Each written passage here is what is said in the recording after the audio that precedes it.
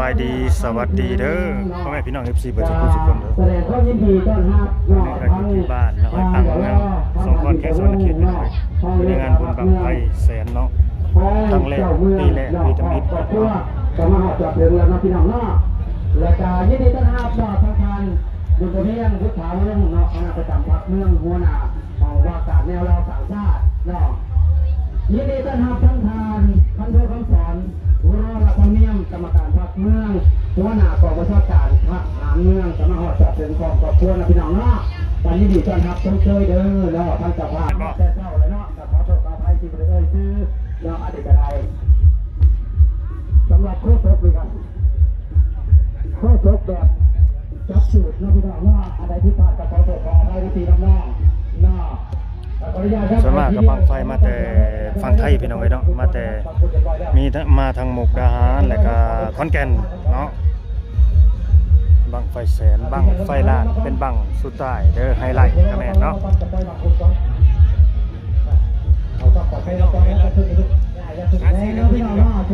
ตัวนั้นโอเคคือก็ที่ได้เฮ็ดได้ทำให้กันหรือว่า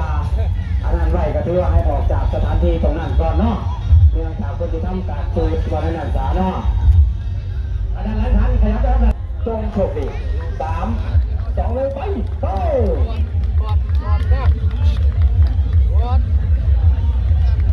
มันแบบว่านี่จังไง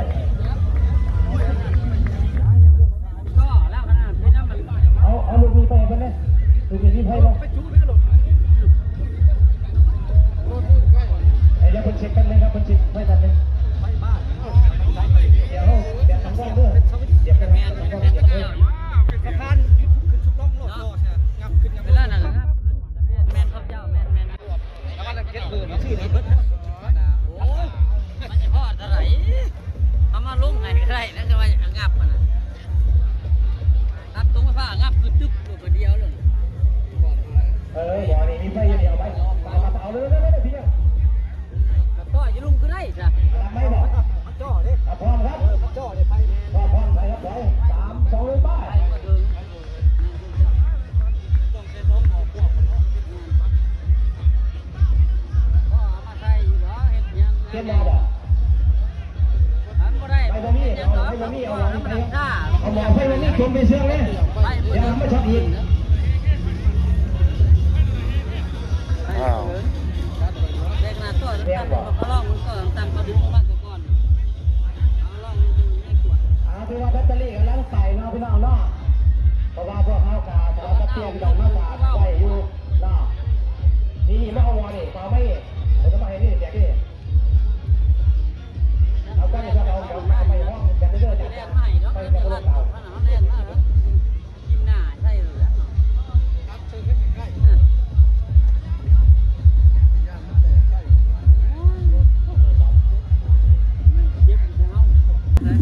มันรุ่นเดียวกันแหละเบิ่งหัวมีมันซ้ำกันของไฟน่ะแต่ว่ามันมี2หาง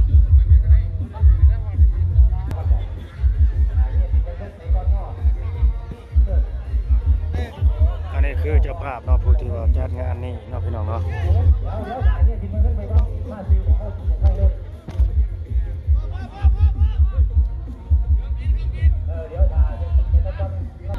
รอยุ่นพี่น้องเลยยุ่นมา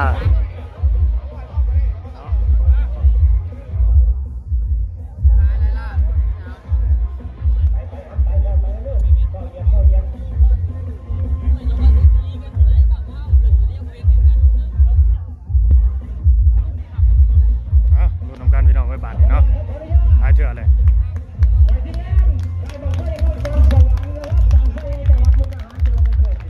มาจากมุกดาหารพี่น้องมังกรสวรรค์นครบางชายใหญ่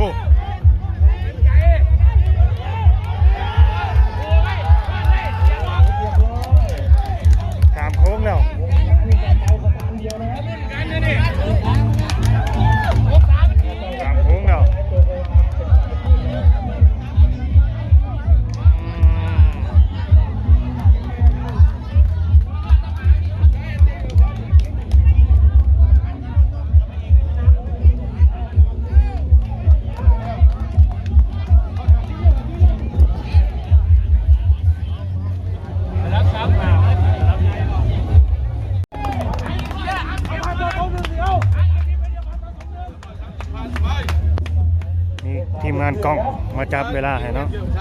210 ปีผ่านไปเป็นสาเพื่อนๆอยู่นะครับในกล่องยังไม่สัมผัสยังเลยนะครับ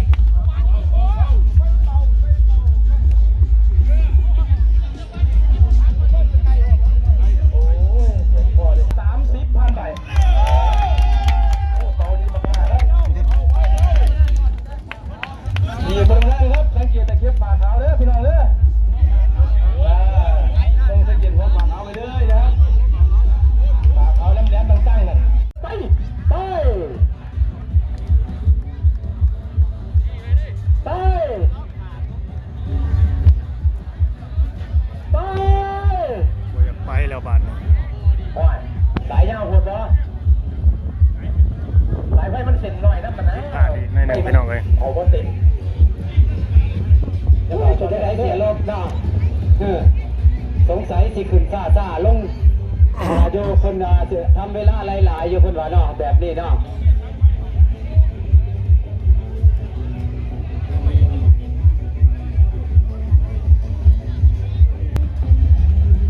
บอเขาต่อเขาเปลี่ยนสายไฟมันเสร็จหน่อยโพดผมว่าไฟมันเดินพอเต็มเอาเชื่อให้อาจารย์บอกมีจะไปรับน้ำไปหน่อยเข้าขึ้นไหวสูงแต่ถ้าจะพัดเตือนเด้อต้องไฟหน่อยเด้อคือไหนอยากเกิดเขาลงทะเบียนเนาะ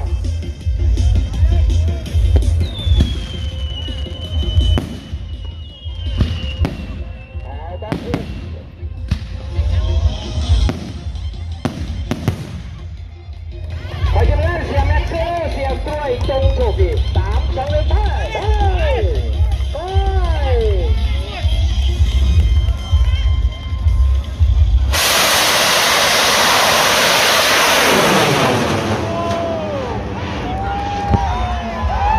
แตกระเบิดกลางอากาศพี่น้องระเบิดกลางอากาศอ๋อเว้นที่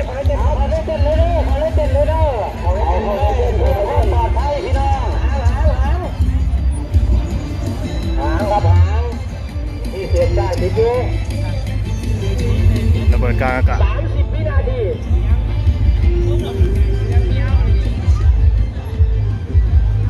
ใครทุกคนทุกท่านเลยเนาะปลอดภัยเลย ไปเบิ่งไฮไลท์ในงานก่อนพี่น้องเลยเนาะ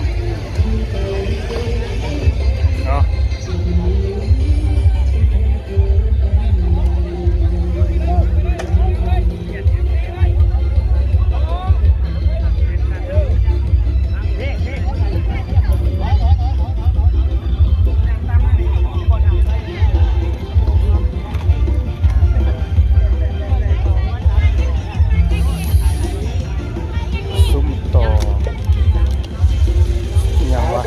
ส้มต่อ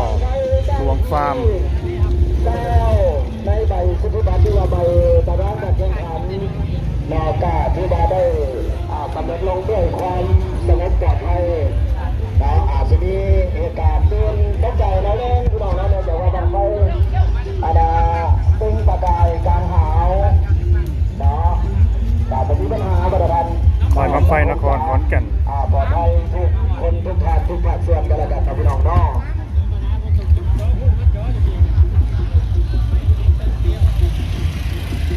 แต่ขอเป็นผู้กำใจนะสำหรับเจ้าของค่ายบางไม้ทุกค่ายที่ได้นำเอาของไฟ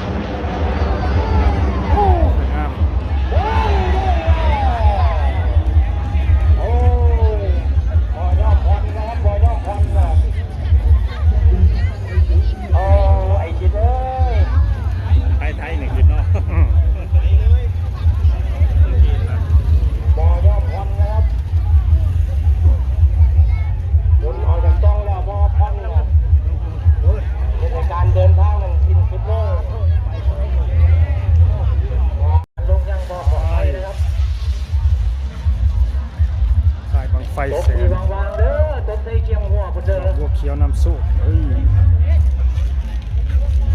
ตกใส่เคียงหัวเด้อตึง150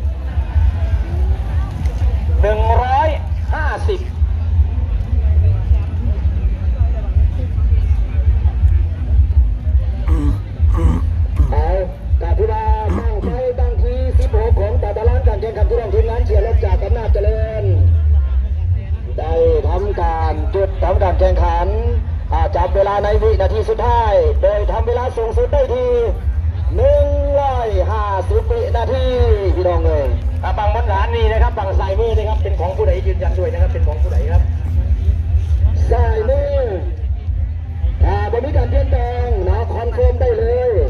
เป็นบั้งไฟของทีมงานคอนเฟิร์มแล้ว